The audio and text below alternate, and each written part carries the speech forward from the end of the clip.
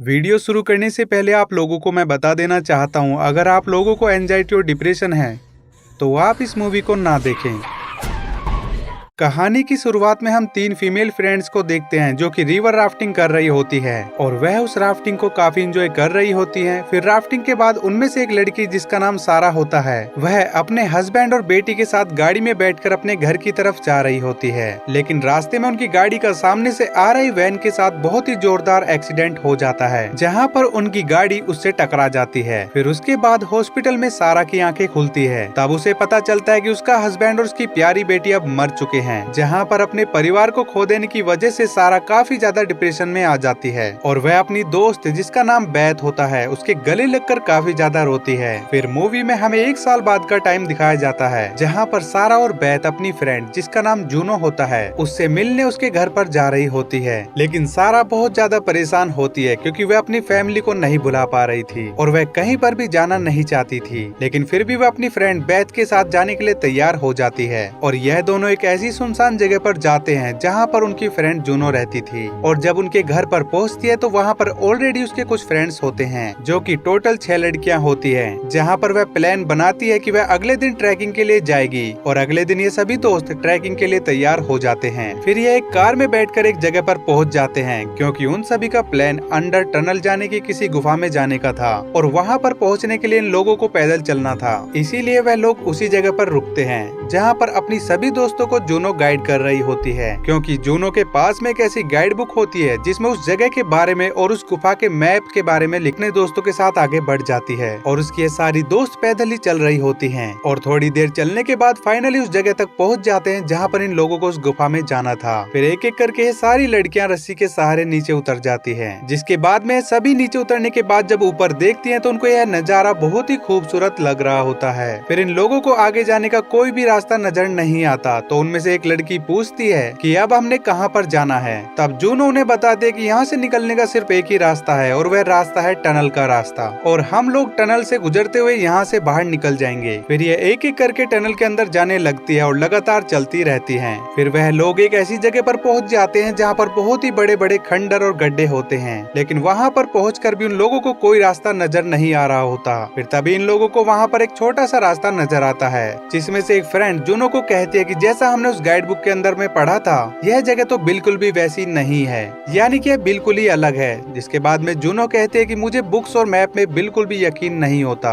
और वह कहती है कि सबसे ज्यादा मजे की बात तो यह है कि यहाँ पर एक्सप्लोर करने के लिए काफी ज्यादा चीजें हैं। फिर ये सभी एक एक करके उस गुफा के अंदर जाने लगते हैं और इनमें से सभी आगे निकल जाती है, लेकिन सारा एक गुफा में फंस जाती है जहाँ पर वह आगे नहीं बढ़ पा रही थी और वहाँ पर बहुत बुरी तरह से फंस जाती है, जहाँ पर उसे सांस लेने में भी दिक्कत होने लगती है। तब उसकी दोस्त बैथ उससे कहते कि तुम्हें घबराने की बिल्कुल भी जरूरत नहीं है, मैं तुम्हारे पास आ रही हूँ। इसके बाद में बैथ सारा के पास में आती है और उसे भरोसा दिलाती है कि तुम इससे बाहर निकल सकती हो, जहाँ पर वह उसे आगे बढ़ने के लिए भी कहती है, जिस पर सारा उससे कहते कि मेरा बैग पीछे रह गया है जिसमें की रस्सी रखी थी। फिर जैसे ही वह अपने बैग उठाने लगती है तो वह पत्थर जो उसके ऊपर होता है वह अपनी जगह से हिलने लगता है और अगर वह पत्थर सारा के ऊपर गिर गया तो वह यहीं पर दबकर मर सकती थी, जहाँ पर बैथ उससे कहती है कि तुम बैग को छोड़ो और आगे बढ़ जाओ और वह फिर ऐसा ही करती है, वह आगे बढ़ने लगती है और जैसे ही वह आगे की तरफ निकलती है तो सारे पत्थर अपनी जगह से निकलकर गिरने लगते हैं। लेकिन सही समय पर सारा उस गुफा से सही सलामत बाहर आ जाती है, लेकिन जिस गुफा के थ्रू वह लोग यहाँ पर आए थे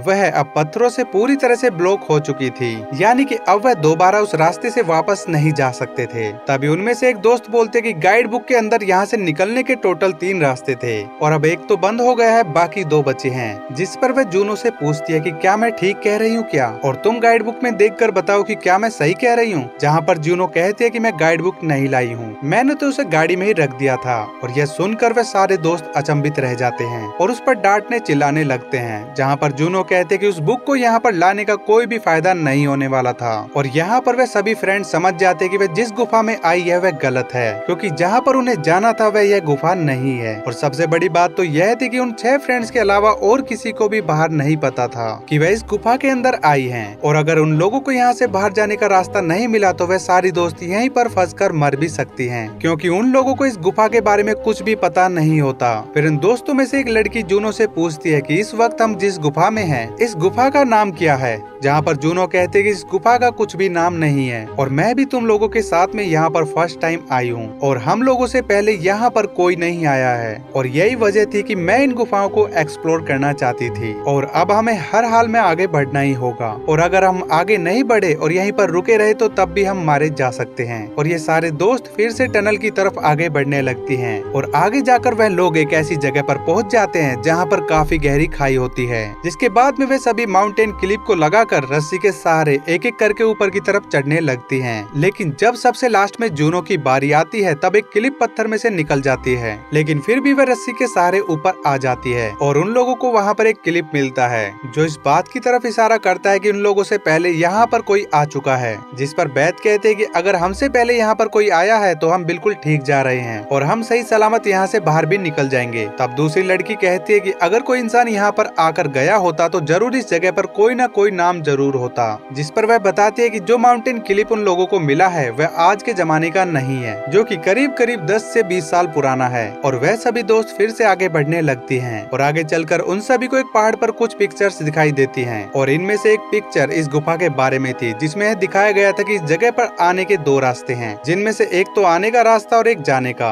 लेकिन वह लोग एक रास्ते से तो अंदर आ गए और अब दूसरा रास्ता वह है जिसके सहारे वह लोग यहाँ से बाहर निकल सकते हैं। और अब उन सभी को यहाँ से निकलने का एक क्लू मिलता है तो वह बहुत ज्यादा खुश हो जाती हैं और वह इसी चक्कर में आगे भी बढ़ने लगती हैं कि यहाँ पर बाहर निकलने का रास्ता भी है। और कुछ दूर चलने के बाद उन लोगों को एक सनलाइट दिखाई देती है और उनमें से एक लड़की जिसको यहाँ से निकलने की सबसे ज्यादा जल्दी थी वह सनलाइट की तरफ भागने लगती है, जहाँ पर जूनो उससे कहते कि तुम वहाँ पर मत जाओ क्योंकि वह सनलाइट नहीं है जिसे तुम सनलाइट समझ रही हो। और दोस्तों उस गुफा के अंदर बहुत ज्यादा अंधेरा था और इससे पहले कि वह तेज तर्रार लड़की तब तक वह सनलाइट के पास पहुँचती उससे पहले वह एक बहुत गहरी खाई में गिर जाती है और उसकी एक टांग की हड्डी भी टूट जाती है, क्योंकि अब वह बहुत ज्यादा जख्मी होती है तो वह खुद तो ऊपर नहीं आ सकती थी। इसी वजह से उसकी सारी दोस्त उसे लेने नीचे आ जाती हैं और नीचे आने के बाद वे सभी उसकी टांग की पट्टी करते हैं और इसी दौरान सारा वहाँ पर बाहर निकलने का रास्ता ढूंढ रही होती है। तभी उसे कुछ दूर अंधेरे में एक क्रेचर दिखाई देता है जो वहाँ पर पानी पीने आया हुआ था और वह क्रेचर दिखने में तो किसी इंसान की तरह ही नजर आ रहा था और उसे देखकर सारा बहुत ज्यादा डर जाती है। और इतने में ही जूनो भी वहाँ पर आ जाती है जहाँ पर सारा उस क्रेचर के बारे में जूनो को बताती है, लेकिन तब तक वह वहाँ पर देखने जाती इतनी देर में वह क्रेचर वहाँ से गायब हो जाता है और वहाँ पर कोई भी नहीं होता। फिर जूनो सारा की बात पर बिल्कुल भी यकीन नहीं करती, जहाँ पर वह सोचती है कि सारा डरी हुई है इसलिए ऐसा बोल रही है। लेकिन सारा उन सभी से बोलती है कि मैंने वहाँ पर इंसान की तरह नजर आने वाले क्रेचर को देखा है और मैंने उस चीज को कुछ देर पहले भी देखा था, तब मुझे बिल्कुल भी ट्रस्ट नहीं हुआ था, लेकिन अब मैंने अपनी आंखों से देखा है तो अब मुझे पूरा भरोसा है कि यहाँ पर हमारे अलावा और कोई भी है जो कि एक इंसान है और अगर वह कोई इंसान है तो हमें उससे हेल्प लेनी चाहिए। जिस पर जूनो कहते हैं कि तुम डर की वजह से यह सब कुछ महसूस कर रही हो, लेकिन यहाँ पर ऐसा कुछ भी नहीं है। और फिर उन्हीं लड़कियों में से एक लड़की सैरा से कहते हैं कि हमें यहाँ से जल्द बाहर निकलना चाहिए क्योंकि हमारी एक दोस्त इंजर्ड भी है। फिर वे लोग यहाँ से निकलने के लिए एक रास्ते के जरिए वहाँ से निकलने लगते हैं। फिर उनमें से एक लड़की कहती है कि उस तरफ सनलाइट नजर आ रही है और हमें उधर की तरफ से निकलना चाहिए। जिस पर जूनो कहते हैं कि वे सनलाइट नहीं है बल्कि वह एक ऐसा केमिकल है जो अंधेरे में सूरज की रोशनी की तरह ही चमकता है और यही वजह थी कि उसकी उस फ्रेंड को भी गलत फैमिली हुई थी जो कि अब लंगड़ी हो चुकी है। फिर ये सभी लोग आगे बढ़ते ही जाते हैं और वहाँ पर जूनो बाहर का रास्ता देखने और हवा के रुख को देखने के लिए बार बार लाइटर को जलाती है, क्योंकि जिस तरफ हवा का रुख होगा वहीं बाहर जाने का एकदम सही रास्ता होगा। और फिर एक जगह पहुँचने के बाद ये लोग अपने कैमरे का नाइट मोड ऑन कर लेते हैं ताकि वह उस जगह पर यह देख पाए कि वहाँ पर क्या है और वहाँ पर बहुत ज्यादा अंधेरा होता है।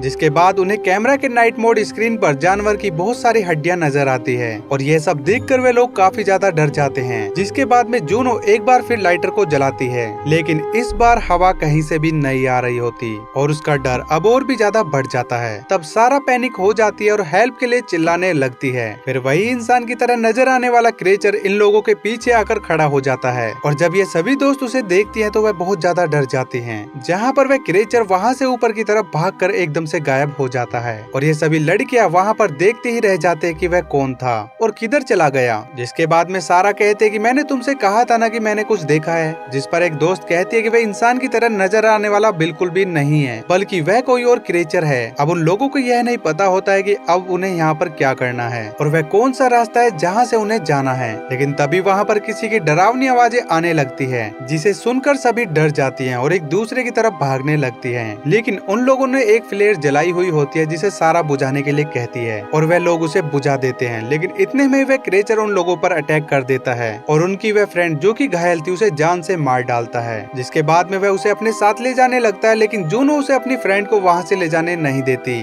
और वह उस क्रिएचर को मार डालती है। उसके बाद में वह महसूस करती है कि उसके पीछे भी कोई क्रिएचर आ रहा है और इतने में ही वह पीछे की तरफ भी अटैक कर देती है और उसके पीछे कोई और नहीं बल्कि उसकी फ्रेंड बेथ थी, जिस वजह से बेथ भी काफी घायल हो चुकी थी। लेकिन दोस्तों यहाँ पर जूनो उसकी कोई भी मदद नहीं करती। फिर हम देखते हैं कि दूसरी तरफ सारा भाग रही होती है तो अचानक से वह गिर जाती है और बेहोश हो जाती है। जब सारा को होश आता है तो उसके आसपास वही क्रिएचर होते हैं जो सारा को देख नहीं पा रहे थे क्योंकि वह अंधे थे। अब वह क्रिएचर अंधे थे तो उन्हें सिर्फ लाइट और आवाज ही अट्रैक्ट करती थी। जहाँ पर सारा इन क्रिएचर को अपने नाइट मोड में देख रही थी और वह क्रिएचर ना तो सारा को देख पा रहे थे और ना ही उसे महसूस कर पा रहे थे। लेकिन सारा उन सभी को अपने सामने बहुत ही करीब से देख रही होती है और उनमें से दो दोस्त खुद को बचाने के लिए एक पत्थर के ऊपर छुपी हुई होती हैं। तभी वहाँ पर वह क्रिएचर आ जाता है, लेकिन वहाँ पर भी उस क्रिएचर को वह नजर नहीं आती क्योंकि उन दोनों के पास में ना तो कोई लाइट थी और ना ही कोई आवाज या हलचल हो रही थी। इसीलिए वह क्रिएचर उन लोगों के पास से निकलता हुआ आगे बढ़ने लगता है। लेकिन तभी उनमें से एक दोस्त की वॉच का अलार्म भी बजने लगता है। फिर वह क्रिएचर उन लोगों को मारने के लिए जल्दी से उनकी तरफ आने लगता है, लेकिन इससे पहले वह क्रिएचर इन लोगों तक पहुँचता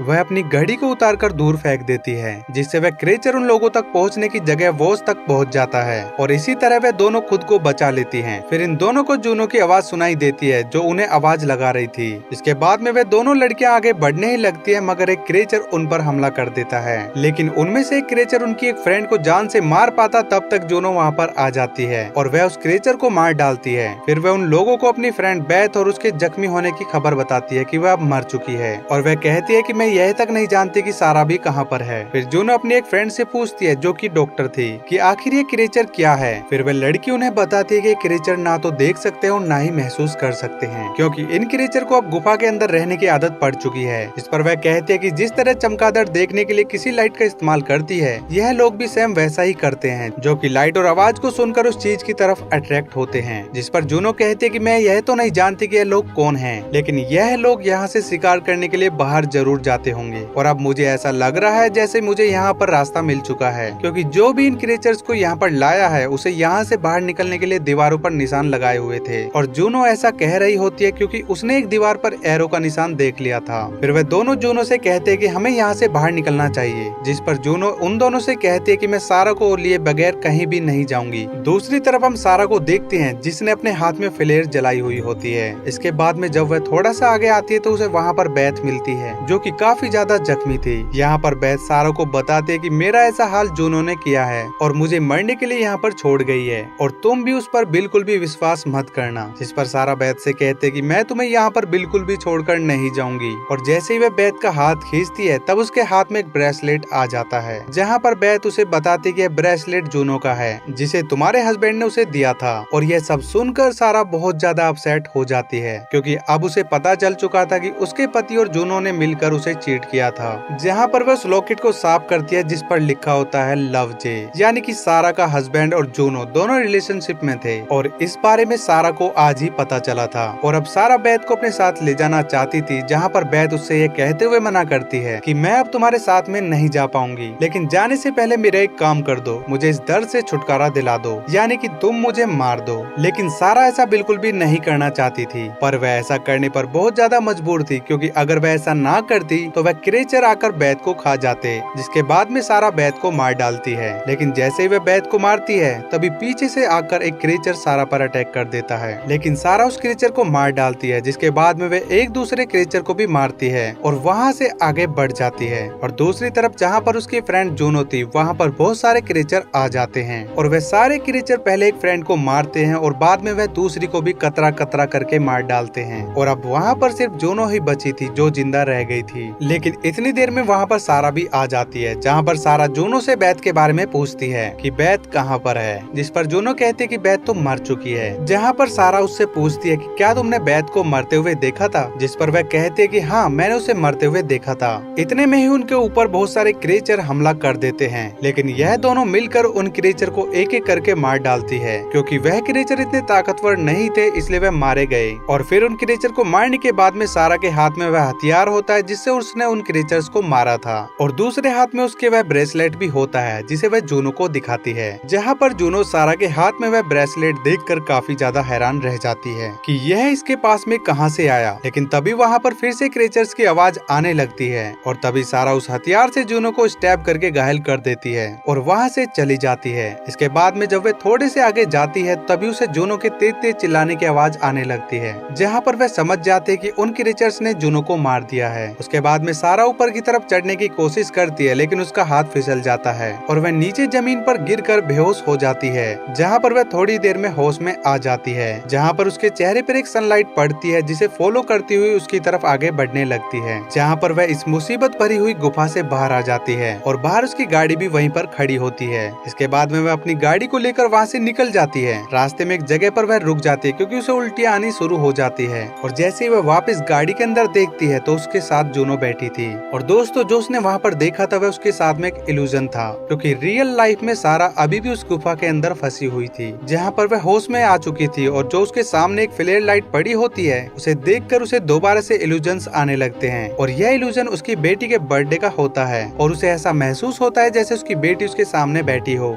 लेकिन रियलिटी में तो वह मर चुकी होती है, जहाँ पर बीच में केक भी रखा होता है और यहाँ पर सारा उस जगह को ऐसे देखती है जैसे सच में वहाँ पर कोई बैठा हो। लेकिन यहाँ पर दोस्तों हमें ऐसा महसूस हो रहा है जैसे कि सारा दिमागी तौर पर अनबैलेंस्ड हो चुकी है और अब यहाँ पर फिर से क्रीचर्स की आवाज सुनाई देने लगती है और उनकी आवाज इतनी तेज होती है जैसे कि वे अब सारा की तरफ आ रहे हों। और दोस्तों इसी के साथ में सस्पेंस से भरी मूवी का दी एंड हो जाता है और मैं जल्दी ही इसका सेकंड पार्ट भी एक्सप्लेन करने वाला हूँ कि आगे क्या हुआ था। और दोस्तों कभी आपको भी ऐसे इल्यूजन्स आते हैं तो आप मुझे कमेंट करके बता सकते हो। बाकी मैं मिलूंगा आपसे नेक्स्ट वीडियो में, तब तक के लिए till then take care, tata bye bye, love you. पूरी वीडियो देखने के लिए आपका बहुत बहुत धन्यवाद।